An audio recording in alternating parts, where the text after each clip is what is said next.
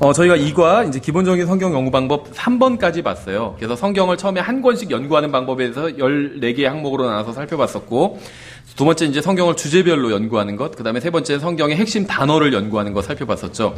네 번째는 성경에 나오는 인물을 한 사람씩 연구하는 방법이 있습니다. 예를 들면 엘리야의 생애, 아니면 뭐 엘리사의 생애, 이런 한 사람의 생애를 연구할 수가 있겠죠. 저희 교회에서 지금 출간한 책 중에도 이제 배교회 시대의 성도가 할 일은이라는 책이 있는데, 이제 엘리야의 생애를 주로 다루고 있죠. 이 책이. 여기서 이런 책들이 있습니다. 주로 한 사람의 생애를 통해서 이제 하나님께서 어떻게 역사하시고 또 하는지에 대해서 저희가 이제 배울 수 있는 그런 책들이 있고, 설교도 마찬가지고 성경 연구도 마찬가지겠죠. 하나님께서 어떠한 방법으로 그 사람을 쓰셨고, 그는 하나님과 어떻게 또 교제를 나눴는지 살펴보는 건 굉장히 저에게 큰 유익을 줍니다. 사도 바울, 베드로에 대해서 연구하는 것도 마찬가지로 유익한 면이 많이 있겠죠. 아브라함의 경우에 구약 성경에 기록된 그의 삶을 살펴보고, 또 신약 성경에서는 그에 대해서 무엇이라고 말씀하고 있는지 살펴보는 것도 또 유익할 겁니다. 아브라함의 어떤 믿음, 또 불순종도 있죠. 또 실패한 적도 있어요. 또 승리를 한 적도 있고, 또 그가 받은 믿음의 자녀들을 통해서 또 우리는 많은 것을 배울 수가 있죠. 그래서 성경에 기록된 한 사람의 생애를 통해서 배울 수 있는 것은 굉장히 많습니다. 따라서 우리는 성경에 나오는 사람들을 한 사람씩 연구할 필요가 있습니다. 다섯 번째 방법은 성경을 연속적으로 연구하는 거예요. 연속적으로. 우리가 지난 시간에 성경 읽기에 대해서 살펴볼 때 성경을 연속적으로 읽어야 된다고 말씀을 드렸죠. 그러니까 성경을 자기가 그 연구할 부분을 집중적으로 읽는 것도 필요해요. 예를 들면 에베소서를 연구한다 그러면 먼저 에베소서를 본격적으로 연구하기 전에 10번 읽거나, 아니면 그 연구하는 기간 내엔 계속해서 에베소서를 반복해서 읽는 것이 필요하겠지만, 그러면서도 성경을 처음부터 끝까지 읽는 것을 그만둬서는 안 된다는 거예요. 성경을 계속 한 부분을 내가 집중적으로 읽고 연구할 때도 성경 전체를 창세기부터 계시록까지 계속 또 다른 한편으로는 꾸준히 읽는 것이 중요합니다. 예를 들면 내가 아침에 일어나서, 물론 그렇게 하기가 쉽지는 않겠지만 아침에 일어나서 성경을 창세기부터 계시록까지 꾸준히 읽는다면 저녁에는 내가 특별한 부분만 반복해서 또 읽을 수도 있겠죠. 여기서 성경을 연속적으로 읽어야 되는 것처럼 마찬가지로 성경을 연속적으로 연구하는 것도 성경 연구의 한 가지 방법이라는 겁니다. 만약 성경을 연속적으로 순서대로 읽으면서 연구하면 이제 여러 가지 사실을 발견하게 돼요. 예를 들면 창세기에는 인간의 타락에 대해서 나오죠. 인간의 타락이 주로 핵심적으로 나오고, 다음에 출애굽기로 이어지죠. 출애굽기는 속박에 대해서 나옵니다. 그렇죠. 그리고 레위기로 이어져요. 레위기와 신명기는 경배에 대해서 나옵니다. 또 여호수아로 이어지죠. 여호수아는 약속의 땅에 관해서 나와요. 그래서 약속의 땅에 들어가기 위한 시작은 문에 바른 어린 양의 피에서부터 시작이 되는 거죠. 그렇죠. 그러니까 창세기는 타락, 출애굽기는 구원. 그렇죠. 그 다음에 레위기부터 이제 신명기까지는 경배에 대해서 나오죠. 어떻게 하나님을 섬겨야 되는지가 나오죠. 이게 순서라는 거예요. 사람은 타락했다가 출애굽기를 통해서 구원받았죠. 그러면 이제 하나님께 경배를 드려야 된다는 거예요. 순서가 나오죠. 신약 성경도 마찬가지예요. 로마서에서는 인간의 타락에 대해서 말씀하고 있어요. 또 고린도전서는 죄가 가져온 어떤 그 속박에 대해서 이야기를 하고 있습니다. 또 빌립보서와 골로새서에서는 하나님께 경배 드리는 것에 대해서 말씀하고 있고, 계시록은 인간이 약속의 땅에서 어떻게 거하게 되었는지에 대해서 말씀하고 있어요. 그러니까 신약과 구약의 요약에는 모두 어린 양의 피가 흐르고 있는 거죠. 그렇죠?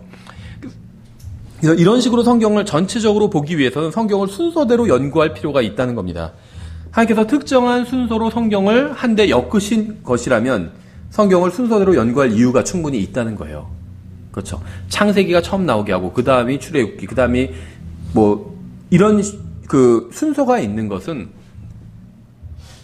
하나님께서 특별한 이유가 있기 때문에 그 순서대로 성경을 배치하셨다는 거예요.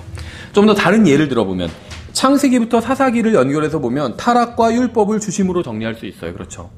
사무엘기부터 역대기까지 연결해보면 왕권 아래에 있는 어떤 정부의 설립을 볼 수가 있습니다. 또 시가서에서는 찬양과 경배, 또 지혜가 나오죠. 여기서 우리는 무엇을 배울 수 있을까요? 하나님의 법과 권위에 순종해야 주님께 진정한 찬양과 경배를 드릴 수 있다는 것을 알 수 있죠. 또 신약 성경 마찬가지예요. 로마서에서는 기본적인 교리가 나오죠. 기본적인 교리. 근데 먼저 주님을 실질적으로 섬기기까지는 배운 교리를 진정으로 알 수 없습니다. 우리가 어떤 교리를 배웠다 할지라도 실제 내 삶에 적용해서 내가 그 주님을 섬겨야 진정한 배움이 있게 된다는 거예요. 다 배우고 나야 섬기는 것이 아니라 주님을 먼저 섬기기 시작해야 참된 배움이 있다는 거예요. 그러니까 성경을 여러분이 연구하기 위해선 다 연구하고 나서 그 다음에 주님을 섬기겠다, 뭐 봉사를 하겠다, 이것이 아니라 먼저 봉사를 하면서 주님을 섬기면서 성경을 연구해야 된다는 거예요.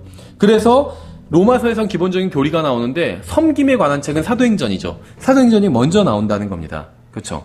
섬김이 먼저 와야 돼요. 배움보다 섬김이 먼저 와야 된다는 거예요. 그런데 섬김보다 먼저 와야 되는 것이 무엇일까요?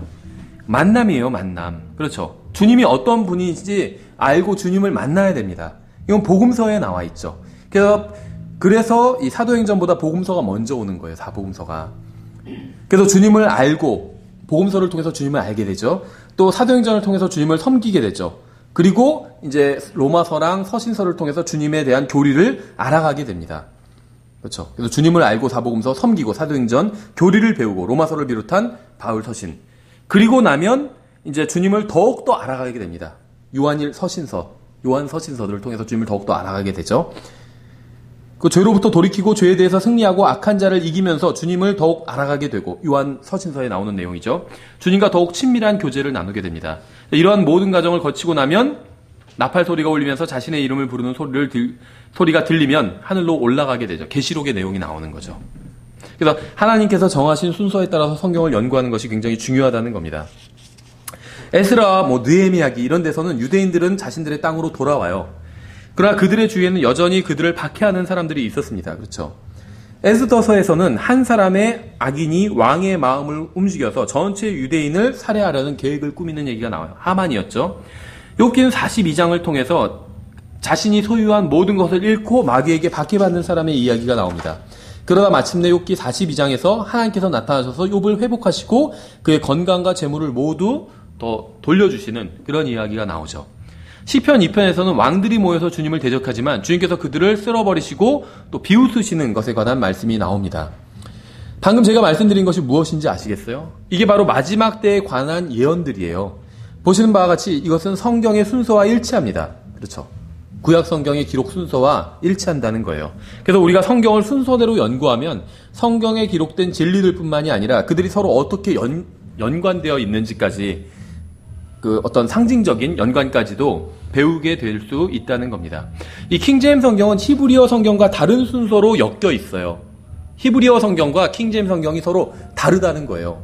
그러니까 보존된 바른 히브리어 성경과 킹제임스 성경의 내용은 같지만 순서가 다르다는 겁니다. 순서가. 히브리어 성경과 킹제임스 성경은 둘 다 구약 성경이 39권의 책으로 이루어져 있습니다. 그런데 킹제임스 성경은 구약 성경이 말라기로 끝나죠. 말라기 4장 4절부터 6절의 본문이 킹제임스 성경의 구약 마지막 부분이에요. 어떻게 되어 있냐면 너희는 내가 호렙에서 온 이스라엘을 위하여 내 종 모세에게 명령한 모세의 율법을 법규와 법도와 함께 기억하라. 모세 이야기가 나오죠. 그리고 다음에 보라 크고 두려운 주의 날이 이르기 전에 내가 대언자 엘리야를 너희에게 보내리니 그가 아버지들의 마음을 자녀들에게로 돌아오게 하며 자녀들의 마음을 그들의 아버지들에게로 돌아오게 하여 내가 와서 저주로 그 땅을 치지 아니하게 하리라. 그러니까 킹제임스 성경의 구약 성경 제일 끝은 모세와 엘리야에 관한 이야기로 끝납니다. 그렇죠. 킹제임스 성경의 구약은 경고로 끝나고 있지만 경고만이 아닌 복도 함께 제시하고 있어요. 하나님께서 원하시는 것은 자녀들의 마음을 아버지에게로 돌아오게 하고 아버지의 마음을 자녀들에게로 돌아오게 하는 것. 이게 하나님께서 원하시는 것이죠. 그런데 히브리어 성경은 어떻게 끝나지 아세요? 히브리어로 기록된 유대인들이 보는 히브리어 성경. 유대인들이 소망하는 것은 약속의 땅이에요. 그들의 유업도 약속의 땅입니다. 그런데 약속된 메시아를 거부하고 그를 십자가에 못 박으면 어떻게 될까요? 하나님의 뜻을 거역했기 때문에 전 세계로 흩어짐을 당하게 됩니다. 그렇죠. 그래서 디아스포라라는 말이 나왔죠. 전 세계로 흩어졌다는 거예요, 유대인들이. 지금은 유대인들이 다 전 세계로 흩어져 있습니다. 아직 약속의 땅으로 돌아오지 않았어요. 어떤 사람들은 지금 이스라엘에 모인 사람들이 바로 약속의 땅으로 돌아온 사람들이라 이렇게 생각하는 사람들도 있는데 그렇지 않아요. 그러니까 성경에 보면 나중에 유대인들이 약속의 땅으로 돌아오게 되죠. 근데 지금은 그 예언이 성취되지 않았다는 거예요. 어떤 사람들 뭐 성취됐다 이렇게 보는 사람들도 있지만 지금 그렇지 않아요. 지금 유대인이라고 모인 사람들은 진짜 유대인은 아니거든요. 이 사람들은 자칭 유대인이라 하는 자들이에요. 성경에 보면 유대인들은 중동 사람이에요. 동양인이고. 그렇지 않나요? 근데 지금 유대인들, 이스라엘에 사는 사람들은 중동 사람의 모양도 아니고 동양인의 모양도 아니에요. 다 서양 사람이에요. 이 사람들 진짜 유대인이 아니라는 겁니다. 다 가짜 유대인들이요. 계시록에서는 계속 자칭 유대인이라고 이렇게 말씀하고 있죠. 나중에 진짜 유대인들이 모이게 될 겁니다. 그렇죠? 어쨌든지 간에 지금 그럼 유대인들은 어디 있느냐? 전 세계에 다 흩어져 있습니다. 다 흩어져 있어요. 나중에 교회가 들림받고 올라가면 이제 본격적으로 다 모여들게 될 겁니다. 유대인들이. 구약성경, 그 히브리어 구약성, 그러니까 킹제임스 성경 구약성경은 말라기로 끝나는데 히브리어 구약성경은 역대기하로 끝나요. 이 말라기가 훨씬 더 앞에 위치에 있습니다. 위치가 바뀌어 있다는 거예요. 이 소선지서와 이 역사서 위치가 바뀌어 있다는 거예요. 그렇죠?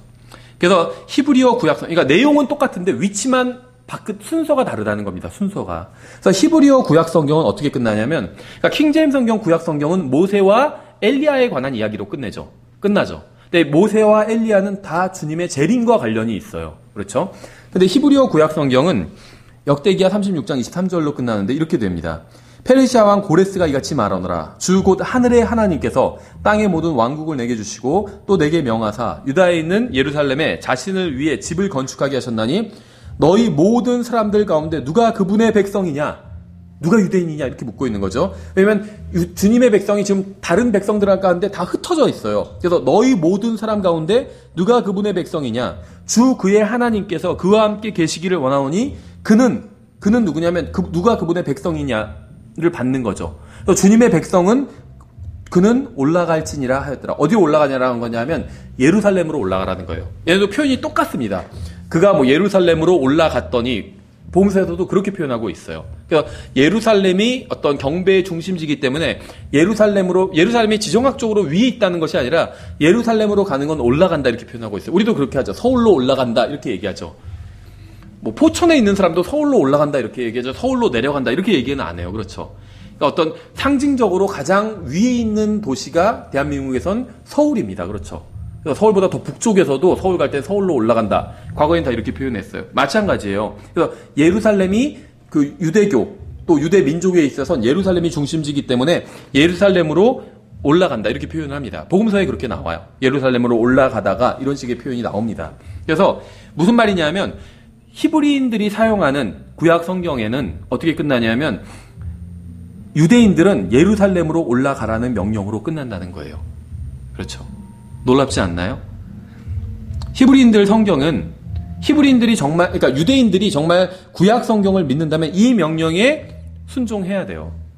유대인들에게 주신 마지막 명령. 유대인들은 구약 성경만 믿는다고 그러죠. 그러니까 정통 유대인은 구약 성경만 믿어요. 구약 성경을 믿으면 구약 성경에서 하나님께서 가장 마지막에 하신 명령이 무엇이었냐면 예루살렘으로 모이라는 명령이에요.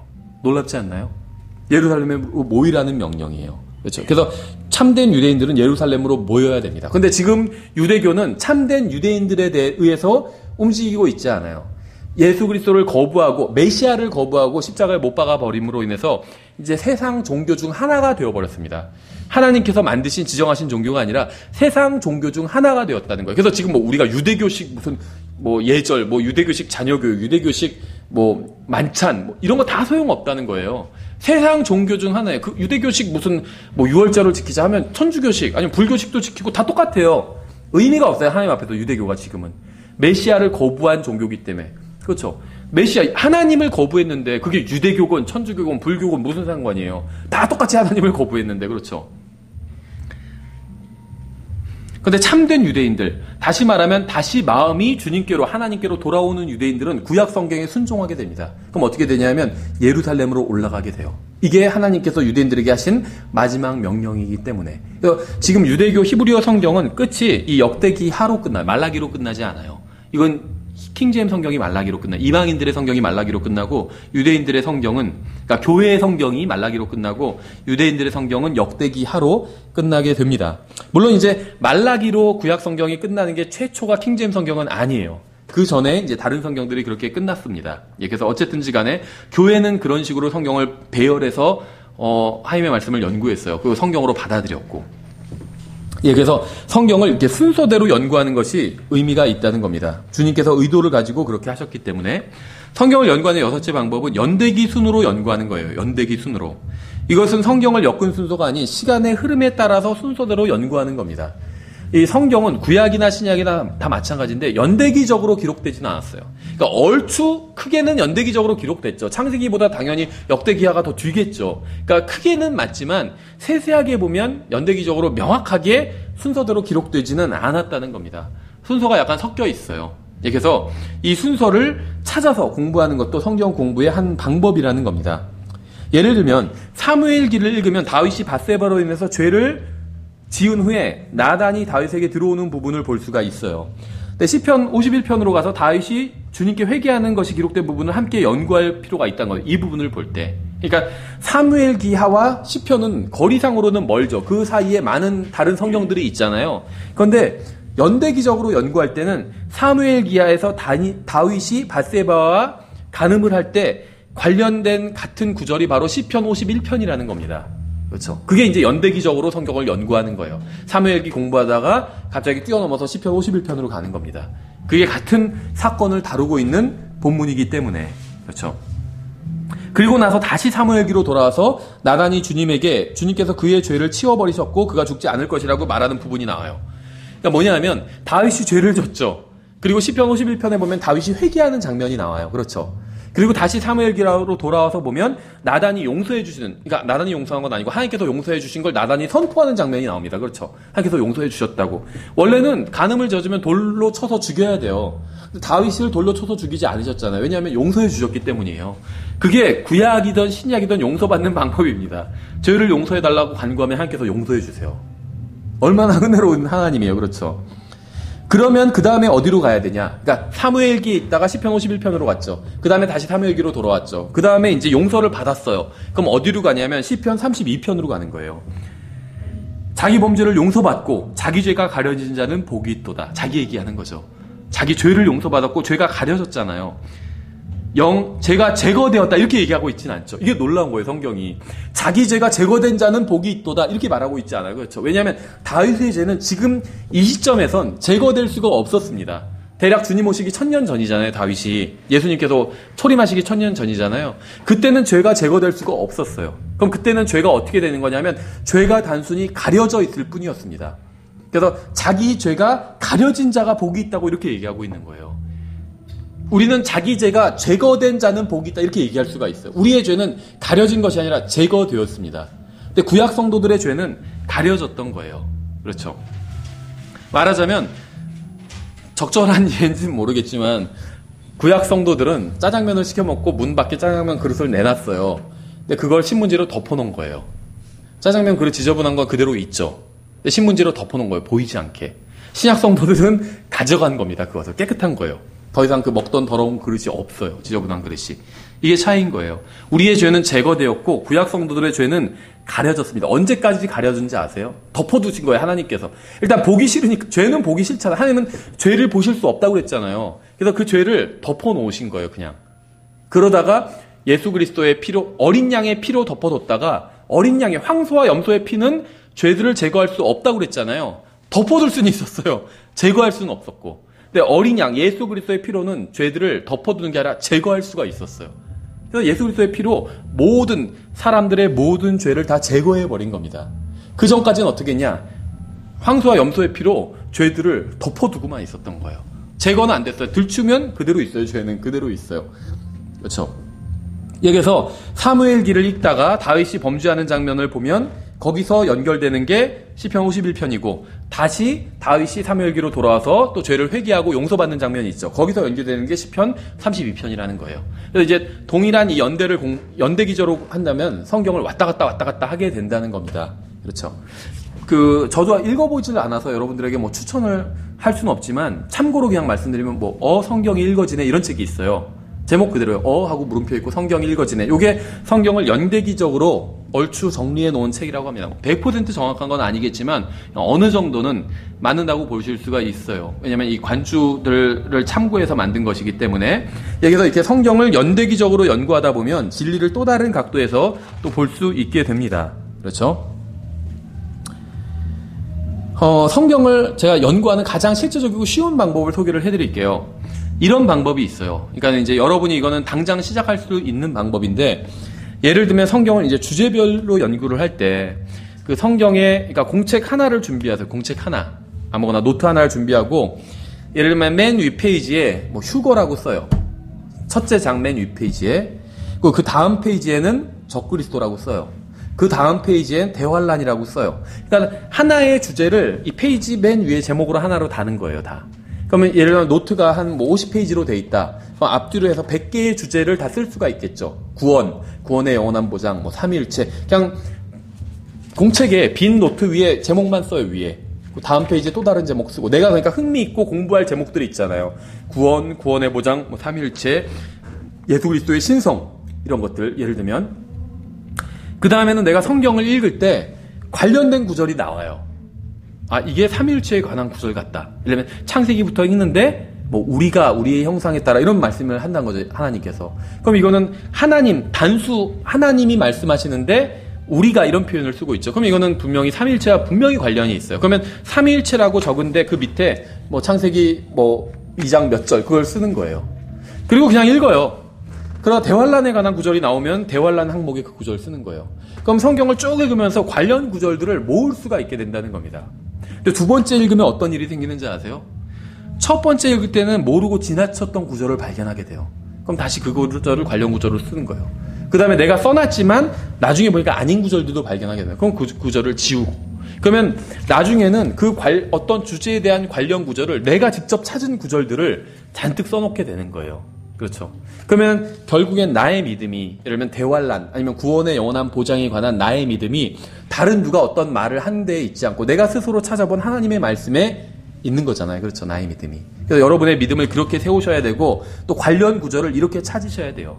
영원이라고 예를 들면 어떤 페이지에 써놓고 영원과 관련된 구절을 찾으시고, 구원이라고 써놓고 구원과 관련된 구절. 그럼 그 중에서 어떻게 구원받는지, 누가 구원받는지, 막 이런 구절들이 다 들어가게 됩니다. 그럼 그걸 나중에는 체계적으로 이제 다시 분류하는 거예요. 그럼 그게 이제 조직신학 교과서가 되는 거예요. 그런 식으로 만든 거예요. 조직신학 교과서를. 그렇죠.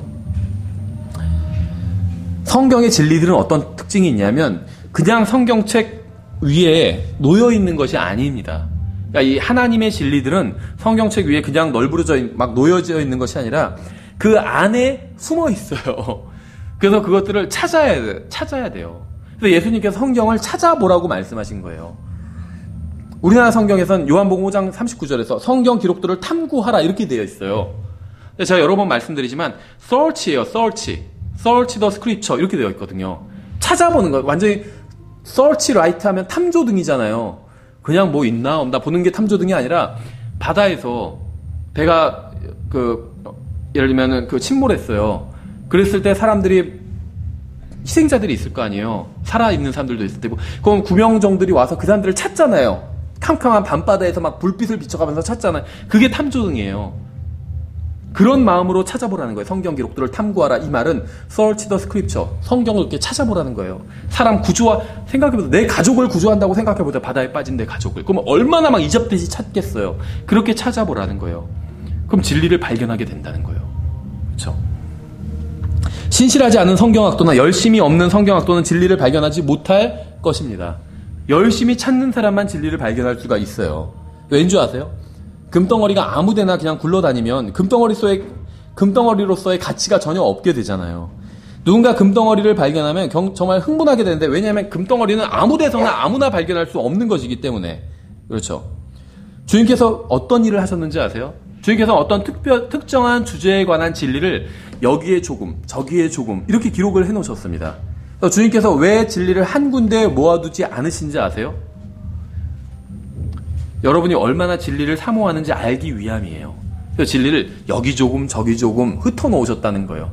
다만 그 진리들은 다 성경 안에 있습니다. 우리가 성경을 열심히 읽어보면서 찾는다면 주님께서 감춰놓으신 이 진리를 발견해낼 수 있게 된다는 거예요. 구원이면 구원에 관한 온전한 진리를 성경을 처음부터 끝까지 읽으면서 찾아낸다면 발견할 수 있다는 거예요. 성경 처음부터 끝까지 모든 책이 다 구원에 대해서 말씀하고 있는 건 아니지만 곳곳에 구원에 관한 진리들이 숨어 있어요. 그것들을 우리가 찾아서 모아놓는다면, 구원에 관한 교리를, 진리를 알 수 있게 된다는 겁니다. 여러분이 진심으로 진리를 알고 싶어 한다면 여러분은 알 수 있습니다. 알 수 있어요. 최근에도 그런 전화를 받았어요. 저희 사이트 발견한 지 열흘 됐다고 하시더라고요. 근데 진리를 찾아서 뭐 열심히 유튜브를 들으셨었어요. 근데 우리나라에서는 자기가 발견하지 못하고 주로 미국에 있는 분들 설교를 들었다고 하더라고요. 그래서 퇴직하고 나서 미국으로 이민을 가야겠다 그렇게 생각을 하셨대요. 그러다가 이제 이런 킹제임 바른 성경으로 전하는 진리의 그런 어떤 메시지들을 발견하신 거예요. 그래서 너무 흥분하셔서 전화를 하셨어요.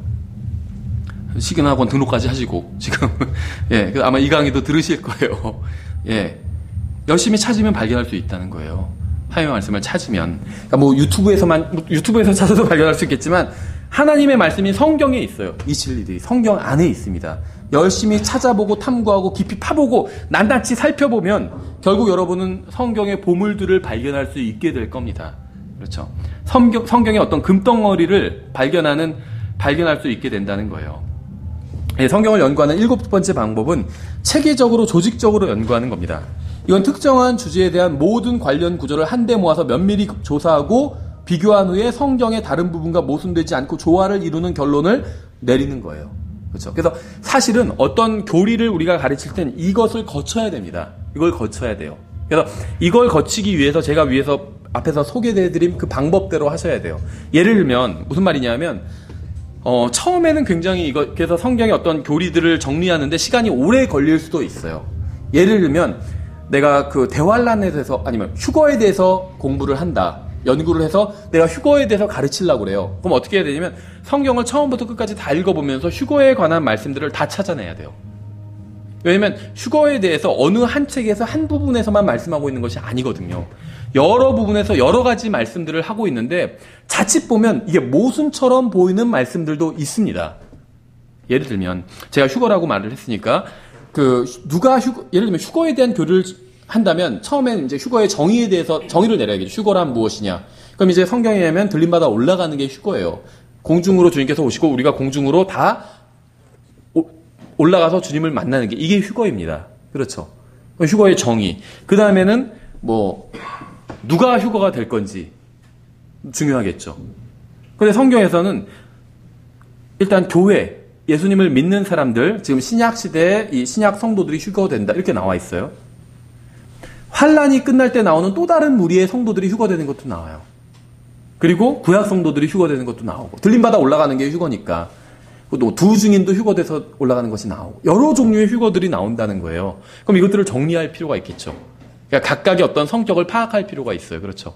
또 언제 휴거되는가 하면 이 누가 휴거되는 거와 관련이 있어요. 신약 성도들은 언제 휴거되고 환란 성도들은 언제 휴거되고 구약 성도들 언제 휴거되고 두 증인 언제 휴거되고 누구는 언제 엘리야 언제 휴거됐고 이런 걸 다 정리할 필요가 있겠죠.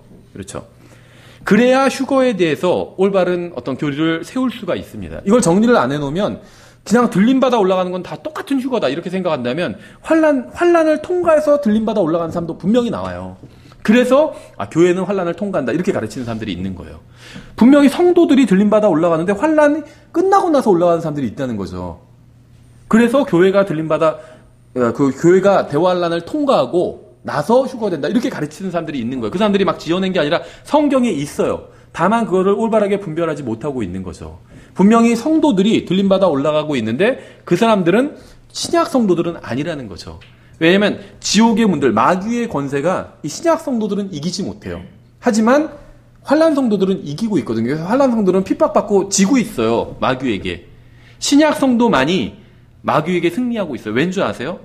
신약 성도가 더 잘났기 때문이 아니에요. 신약 성도들은 예수 그리스도의 몸을 이루고 있기 때문입니다. 근데 환란 성도들은 예수 그리스도의 몸이 아니에요. 전 우주에서 마귀를 제압할 수 있는 분은 단 한 분밖에 없어요. 왜냐하면 마귀가 사실은 가장 뛰어난 존재로 창조되었기 때문에 마귀를 제압할 수 있는 분은 예수 그리스도밖에 없어요. 그래서 교회가 마귀를 이기는 이유는 교회가 그분의 몸이기 때문이에요. 근데 환란 성도들은 마귀를 이기지 못하는 이유는 마귀가 더 뛰어나게 창조가 됐어요. 처음에 애초에. 그리고 환란 성도들은 그리스도의 몸이 아닙니다. 구원받지 못했다는 게 아니라 그 사람들 죽으면 그 사람들도 다 들림받아 올라가요. 구원 받은 사람들이에요. 환란 성도들도. 하지만 그리스도의 몸은 아니라는 겁니다. 그렇죠. 그래서 이렇게 누가 휴거되는지 보면은 여러 부류의 사람들이 나와요. 그럼 그 사람들이 각자 어떤 특징이 있고 언제 휴거되고 이걸 다 정리할 수가 있겠죠. 그래서 어떤 휴거에 대한 교리를 가르칠 때 그냥 뭐 데살로니가 전서 하나만 갖고 아니면 계시록에서 어떤 거 뽑아서 하나만 갖고 가르친다면 완전히 그 일부만인 진리를 가르치게 된다는 거죠. 온전한 진리가 아닌 것을 자칫하면 거짓을 가르칠 수도 있게 된다는 겁니다. 그래서 성경을 처음부터 끝까지 다 훑어보는 일이 필요하다는 거예요. 그렇죠. 그러니까 성경을 가르친다는 것이 굉장히 또 큰 책임이 있고 또 시간이 많이 걸리는 일이죠. 하나님의 말씀을 미리 충분히 연구해 놓지 않는다면 어떤 주제를 필요한 때 가르칠 수가 없다는 겁니다. 그렇죠. 예, 그래서 그 성경을 체계적으로 조직적으로 연구한다는 것은 성경의 그 어떤 특정한 주제, 내가 가르치려고 하는 주제에 관한 모든 관련 구절을 다 찾아봐야 된다는 거예요. 그러기 전엔 결론을 내리면 안 됩니다. 휴거에 대해서 함부로 결론을 내릴 수 없다고. 휴거는 무조건 환란 전에만 있다. 이렇게 결론 내릴 수 없다는 거예요. 환란 후에도 휴거가 나와요. 다만 교회의 휴거는 환란 전에 나오죠. 환란 성도들의 휴거가 환란 후에 나옵니다. 그렇죠. 그럼 휴거는 환란 전에 있다. 아니면 환란 후에 있다. 이렇게 결론 내릴 수 없다는 거예요. 교회의 휴거는 환란 전에 있고 환란 성도들의 휴거는 환란 후에 있다. 이런 식으로 결론을 내려야 된다는 겁니다. 그런다면 계시록에서도 찾아보고 데살로니가전서도 찾아보고 성경의 휴거 관련된 모든 구절들을 다 찾아보고 나서 이런 결론을 찾아보고 나서 결론을 내려야 된다는 거죠. 그래서 성경의 교리를 연구할 때는 성경에 나오는 모든 관련 구절들을 찾아봐야 돼요. 그렇죠? 신약뿐만 아니라 구약 성경에 있는 관련 구절들도 다 찾아봐야 되고 성경을 체계적으로 조직적으로 연구한다는 것은 모든 관련 구절들을 면밀히 살펴본 뒤에 그러니까 모든 관련 구절들을 다 살펴본다는 것이지 전체 관련 구절들 중 일부분이나 아니면 어떤 한 구절만 취해서 교리를 만든 것은 절대로 아닙니다. 우리가 뒤에서 이제 구체적으로 살펴보겠지만 성경에 단 한 구절만 나온 것을 가지고 교리를 만들어서는 안 돼요. 그럼 오류에 빠지게 됩니다. 왜 그런 줄 아세요? 예를 들면 그 성경에 보면 그 고린도후서인가에 반석에 대한 이야기가 나오죠. 그래서 뭐라고 얘기하면 그 반석에서 물이 나왔는데 그래서 백성들이 그 출애굽할 때 그 물에서 물을 마셨죠. 실제 출애굽기에 나오는 사건이죠. 그러면서 뭐라고 말하냐면 그 반석은 그리스도였느니라 이렇게 말씀하고 있어요. 그러면 성경에서 그 구절 하나만 떼어서 보면 반석이 그리스도였대. 반석은 뭐죠? 락이에요. 돌이에요. 큰 돌이죠. 크고 평평한 돌이에요. 바위죠. 그 바위가 그리스도였다고 말씀하고 있는 거예요. 그럼 교리 만들 수 있죠. 바위가 그리스도였다고 성경 분명히 말씀하고 있죠. 그 구절 하나만 보면. 근데 우리가 성경을 종합해서 우리는 보면 결코 그렇지 않다는 걸 알고 있죠. 예수님은 돌이 아니에요. 그렇죠. 그런데 한 구절만 떼어서 보면 그 돌이 예수님이었다고 말씀하고 있잖아요. 그래서 성경은 한 구절만 떼어서 교리를 만들면 절대 안 된다는 겁니다. 그렇죠. 종합적으로 여러 구절들 다 그리스도에 대해서 말씀하고 있는 구절들을 다 비교해 봐야 돼요. 만약에 하나님은 사랑이시라 그 구절만 떼서 본다면 사랑이 하나님이 돼요. 그렇죠. 우리가 서로 사랑하면 믿지 않는 사람들도 서로 사랑하면 하나님이 거기 계신 게 돼버리는 거죠. 그런데 성경 전체를 보면 그렇지 않죠. 하나님은 사랑이시라는 건 사랑의 속성, 하나님의 속성이 하나님의 속성 중에 사랑이라는 게 있다는 거예요. 하나님의 가장 큰 속성이 사랑이라는 거예요. 그것 외에도 하나님은 영이시라 이런 구절도 있죠. 하나님은 사랑이시면서 또 영이에요. 그러면 아무리 서로 사랑해서 사랑이 있다 할지라도 영이 아니면 그것은 하나님이 아닌 거죠. 근데 그것만 있는 것이 아니죠. 또 하나님은 의로우시다고 하고 있잖아요. 어떤 영적인 사랑만 있으면 또 다 하나님이야. 그게 아니에요. 의도 있어야 되고 계속해서 성경을 읽어보면 추가가 된다. 하나님의 속성이. 그럼 결국에는 유일하신 한 분 하나님만 남게 된다는 거죠. 그래서 성경을 체계적으로 조직적으로 연구한다는 것은 어떤 구절 하나만 가지고 떼어서 교리를 만들지 않는다는 겁니다. 다른 성경에 나온 그 주제와 관련된 모든 구절들을 반드시 다 찾아봐야 돼요. 그렇지 않으면 후회하게 됩니다. 실수하게 돼요. 저도 뭐 그런 실수를 했던 적이 있어요. 성경을 이제 어느 정도 찾아보고 교리를 가르치고 있는데 나중에 보니까 그것과 반대되는 구절이 하나 딱 나온 거예요. 그 구절을 제가 미처 못 본 거죠. 그러면 오류를 가르친 거예요. 그렇죠. 뭐 그런 실수는 종종 나옵니다. 그런 실수를 하면 안 되겠죠. 중요한 건 뭐냐면 전체 내가 그 관련 구절을 살펴보는 중에 내가 생각했던 교리가 잘못되었음을 보여주는 구절이 나오면 그때는 더 이상 논쟁할 필요가 없습니다. 내가 생각하는 그 교리가 잘못된 거예요. 그래서 나의 생각과 다른 구절이 나오면 내가 믿던 것과 다른 구절이 나오면 나의 어떤 교리적 입장과 다른 구절이 나오면 내 교리적 입장을 버려야 되는 거예요. 그렇죠. 하나님의 말씀이 옳기 때문에 오늘날 그리스도인들은 정말 성경과 굉장히 멀어져 버렸습니다. 성경을 펴서 보여줘도 자신들이 들어본 적이 없는 교리는 무조건 거부하려고 해요. 예를 들면 뭐 우리가 정죄하기 위해서 그런 건 아니에요. 그냥 그 사람들이 성경을 하도 안 읽다 보니까, 성경은 읽지 않고 사람들의 말만 듣다 보니까 완전히 생각이 그냥 사람들의 교리로 고착화된 거예요. 뭐 많이 있는데 대표적인 게 뭐냐면 예수님이 지옥에 가셨다, 이런 얘기하면 뭐 난리 나요. 개신교에서 무슨 예수님이 지옥에 가셨다, 말도 안 되는 얘기하고 있어요, 이렇게 나온다는 거죠. 근데 개신교에서 본인들이 항상 매주마다 암송하는 사도신경에도 예수님께서 지옥에 가셨다는 문구가 나와요. 그렇죠. 다만 영어로 된 사도신경에만 나와요. 우리나라 말로 된 사도신경에서 그 부분을 빼버렸습니다. 근데 한영대학 찬송가를 보면 영어로 된 게 그대로 실려 있는데 거긴 나와 있어요. He descended into hell 이렇게 돼 있어요. 그가 지옥에 가시고, 그러니까 뭐 본디오 빌라도에게 고난을 받으시고 뭐 저저저거 하면서 쭉 연결되잖아요. 그래서 그가 지옥에 가시고 이렇게 나와요. 근데 우리나라 말에선 빼버렸어요. 사도신경에 의하면이 아니라 성경에 의하면 예수님께서는 지옥에 가셨습니다. 다만 지옥에서 고난 받으신 건 아니에요.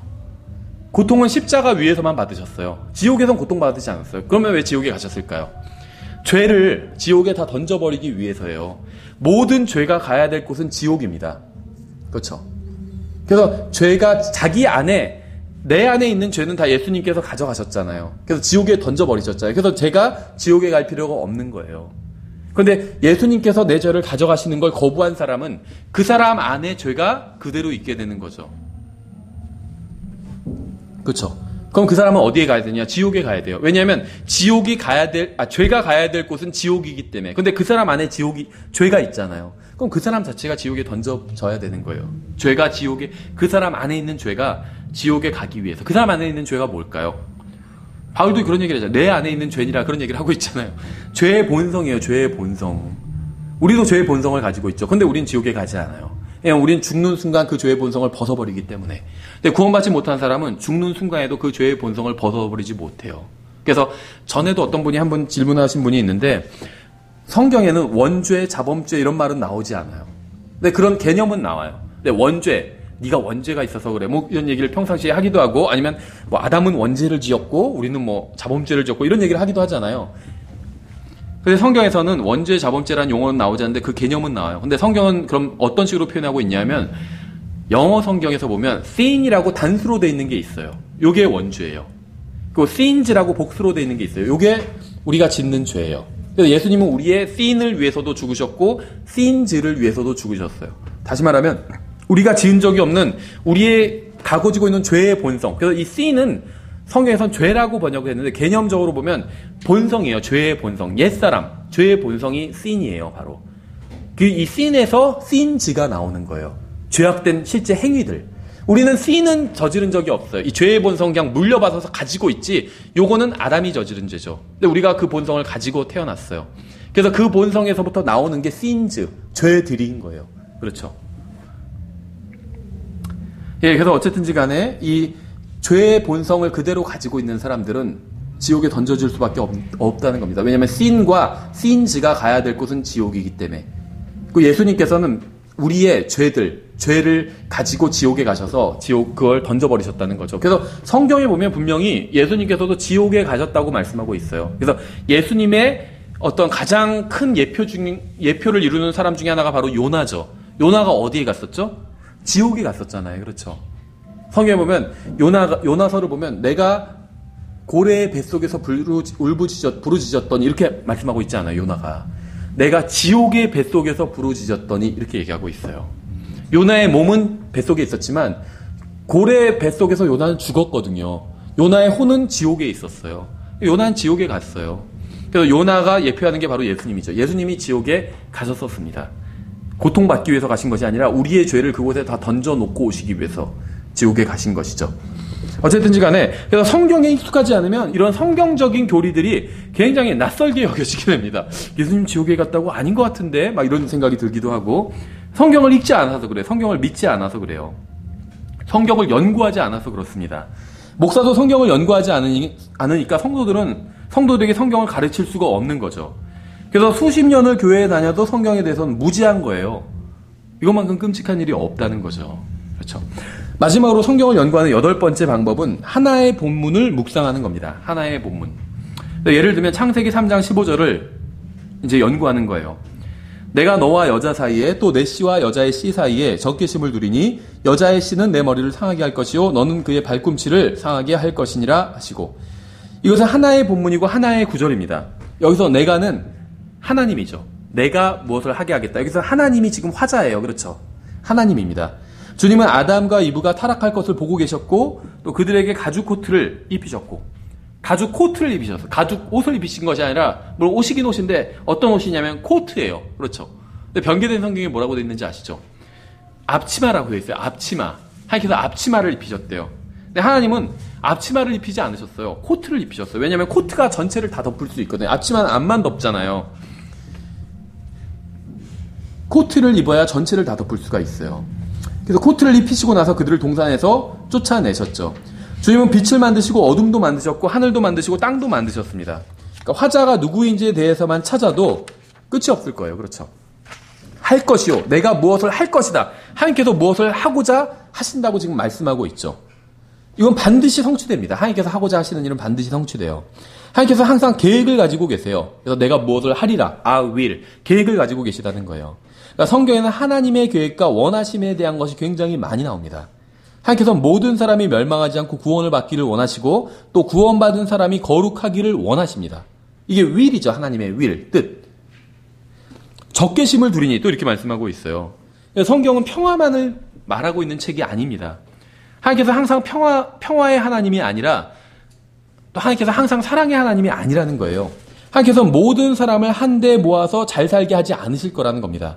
오히려 하나님께서는 자신의 창조물 가운데서 적의를 두게 하실 거라는 거예요. 적개심. 성경을 찾아보면 서로 적개심을 가지고 있는 존재들이 있어요. 가장 대표적이고 큰 적개심은 하나님과 사탄 사이의 적개심이죠. 구원받지 못한 사람들과 거듭난 사람들 사이에도 적개심이 있습니다. 잘못된 것과 바른 것 사이에, 진리와 오류 사이에 적개심이 있어요. 그렇죠? 또 내시라는 표현이 있죠. 지금 주님께서 누구에게 말씀하고 계신지 아세요? 14절에서 주님께서는 뱀에게 말씀하기 시작하셨고 이 15절에서도 여자의 씨라는 표현이 나오는 걸로 봐서 계속해서 뱀에게 말씀하고 계신 것이 분명합니다. 지금 창세기 3장 15절은 뱀에게 하고 계신 말씀이라는 거예요. 마귀에게 하시는 말씀이에요. 여기서 나오는 뱀은 동물원에서 나오는 그런 뱀이 아니라 마귀입니다. 마귀. 이게 우리나라 말로는 구분이 안 되는, 똑같이 뱀인데 동물원에 있는, 그러니까 그건 뱀이다 마귀냐? 그건 절대 아니죠. 뱀은 마귀가 아니에요. 그런데 여기서 나오는 뱀은 좀 다른 뱀입니다. 왜냐하면 동물원에 있는 뱀은 스네이크고 성경에서 말하는 마귀인 뱀은 스네이크가 아니라 서펀트예요. 서펀. 그렇죠? 서펀. 그래서 우리나라에서 예를 들면 전래동화 같은 거에서 뭐 구렁이가 있었는데 하면 구렁이가 막 사람으로 둔갑하고 막 그런 게 나오죠. 전래동화 같은 데선. 그게 서펀트라고 번역할 거예요. 스네이크가 아니라 서펀. 예. 그래서 물론 이제 그건 지어낸 얘기지만 전래동화에서 성경에 나오는 마귀인 뱀은, 옛 뱀은 서펀트입니다. 이 어떤 스네이크가 아니고. 근데 성경에 보면 마귀도 씨를 가지고 있다고 말씀하고 있어요. 마귀가 씨를 가지고 있대요. 놀랍지 않으세요? 여자가 씨를 가지고 있는 것처럼, 여자의 씨가 있는 것처럼. 근데 씨는 원래 남자에게 있잖아요. 여자에게도 씨가 있을 거라고 말씀하고 있고 또 마귀도 씨가 있을 거라고 말씀하고 있어요. 그러니까 그 마귀의, 예수님은 여자의 씨로 오셨죠. 적그리스도는 마귀의 씨로 오는 거예요. 마귀의 씨. 그러니까 인간의 몸을 입고 있는데 예수님은 하나님이었잖아요. 나중에는 인간의 몸을 입고 있는데 그 존재 자체가 마귀인 자가 나타날 거라는 말씀인 거예요. 엄청난 거죠. 엄청난 예언인 겁니다. 그렇죠? 여자의 씨에 대해서 또 말씀하고 있어요. 여자는 타락해서 남자에게 선악과를 주어서 먹게 했습니다. 그 결과 하나님의 심판을 받게 됐고 저주도 받게 됐죠. 그러나 동시에 성경의 가장 큰 약속이 여자에게 주어져요. 굉장히 얼마나 놀랍고 큰 긍휼 아닌가요? 생각해 보세요. 아담과 이브 중에 누가 잘못했죠? 이브가 잘못했죠. 이브가 자기가 먼저 따먹고 아담에게도 권했어요. 그렇죠? 그러니까 아담은 알고 있었어요. 이게 하나님께서 금하셨다는 걸 알고 있었지만 이걸 먹으면 죽으리라고 말씀하셨잖아요. 그걸 알고 있었지만 아내를 위해서 그리스도께서 마치 그리스도께서 교회를 위해서 목숨을 버리신 것처럼 아내를 위해서 목숨을 버린 겁니다. 아담이. 그렇죠? 그래서 죄에 어쨌거나 하여튼 동참하게 됐죠. 그러니까 처음에 죄를 지은 거는 이 여자가 죄를 지었다는 거예요. 여자가 죄를 지었죠. 그런데 여자가 가장 큰 또 은혜를 받게 되었다는 겁니다. 남자의 씨가 아니라 여자의 씨를 통해서 하나님께서 구속을 이루게. 왜냐하면 죄가 시작된 곳이거든요. 한 사람으로 인해서 죄가 들어왔는데, 물론 거기서 말하는 한 사람은 아담이겠지만, 왜냐하면 모든 사람이 다 아담의 자손으로 태어났기 때문에, 그렇죠. 가인과 아벨은 여자의 씨가 아니잖아요. 아담의 씨잖아요. 그렇죠.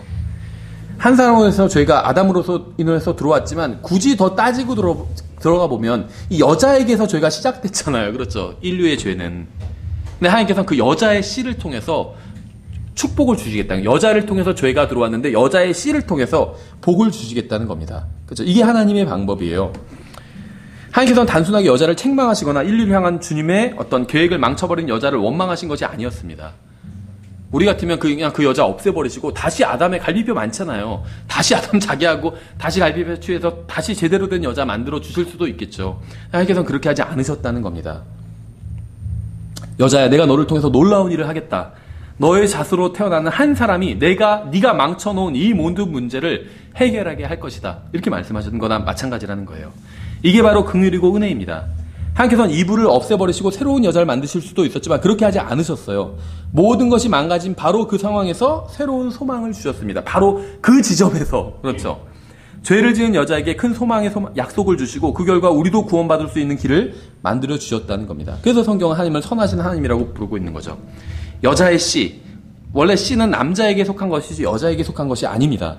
그래서 창세기 3장 15절에서 말씀하시는 3장 15절에 남자의 씨 없이 태어나게 될 한 사람에 대해서 예언하고 있는 거예요. 굉장히 특이한 출생에 대해서 예언하고 있는 거죠.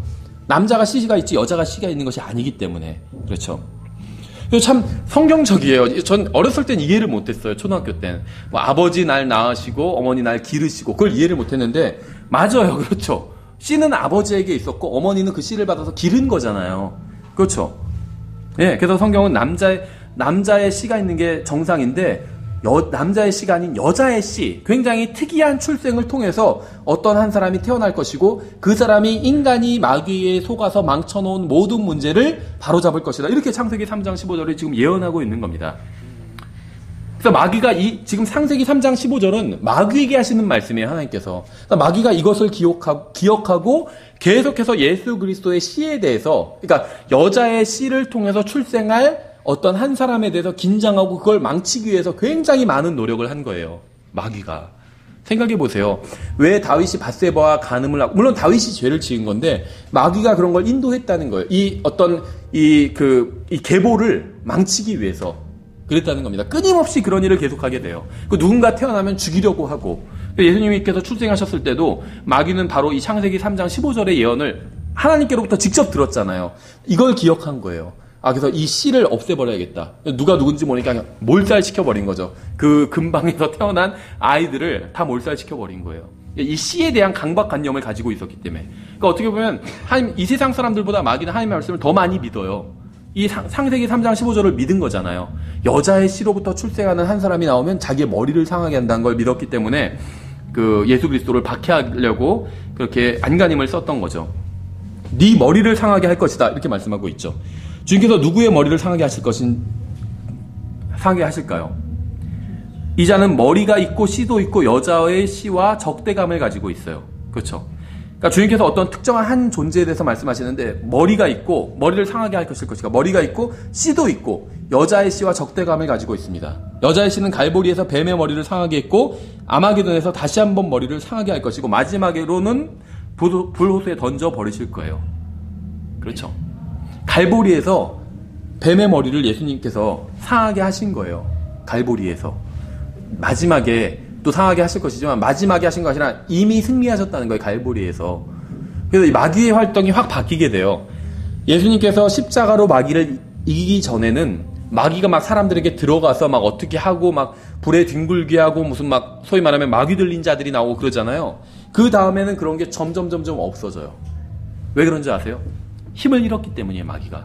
그 다음에 마귀가 어떻게 전락해 버리는지 아세요? 속이는 자로 전락해요. 속이는 자. 사람에게 직접적인 위해를 가하지 못하고 그냥 거짓말로 속이기만 하는 거예요. 그래서 여러분이 원하신다면 마귀를 이길 수 있어요. 왜냐하면 마귀는 여러분을 어떻게 하지 못하기 때문에. 다만 여러분은 속일 수 있어요. 마치 이 세상에서의 삶이 다인 것처럼 속일 수 있어요. 이 세상에서의 성공이 다인 것처럼 속일 수 있어요. 그런데 그걸 어떻게 하지는 여러분 어떻게 하지 마귀 들리게 하거나 뭐 어떻게 하거나 이렇게 하지 물론 이제 우리가 나중에 이제 은사주의에 대해서 공부할 텐데 그리스도인들도 마귀 들릴 수 있는가? 들릴 수 있어요.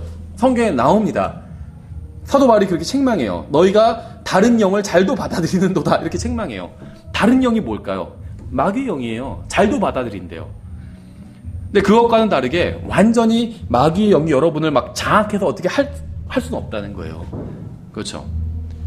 그럼 지금 하는 마귀의 사역은 주로 무엇이냐면 속이는 거예요. 속이는 것. 이 세상 사람들을, 그래서 마귀는 온 세상을 속이던 자라고 이렇게 말씀하고 있는 거죠. 세상 사람들을 속이고 그리스도인들, 구원받은 사람들을 속이고 있어요. 그렇죠? 정말 중요한 게 무엇인지 속이고 있다는 거죠. 그래서 예수님께서 십자가에서 마귀의 그 머리를 상하게 하셨습니다. 여자의 씨로 오신 예수님께서 마귀의 머리를 상하게 하셨죠. 또 너는 그의 발꿈치를 상하게 할 것이니라 이렇게 말씀하고 있죠. 여기서 주의할 것은 이 말씀을 하시는 분이 하나님이라는 거예요. 여전히. 뱀이 그리스도의 발꿈치를 상하게 할 것이지만 그것은 여전히 하나님께서 하시는 일입니다. 그렇죠? 뱀이 생각해 보세요. 예수님이 십자가에 달려 죽게 했을 때 뱀은 자기가 승리했다고 생각했죠. 발꿈치를 꽉 물어서 예수님을 자기가 쓰러뜨렸다고 생각했는데 이 그림을 그리신 분은 하나님이라는 거예요. 마귀의 뜻대로 이 그림이 다 그려진 게 아니라는 겁니다. 벌써 이 일이 일어나기 전에, 지금 이게 6,000년 전이잖아요. 4,000년 전이잖아요. 이 일이 일어나기 전에, 십자가에 예수님께서 달려 죽으시기 전에 4,000년 전에 하나님께서 뱀에게 지금 예언을 하고 계신 거잖아요. 뱀이 의도한 게 아니라는 거예요. 이 십자가에 위에서 예수님이 죽으시는 게 뱀이 의도한 게 아니라는 거예요.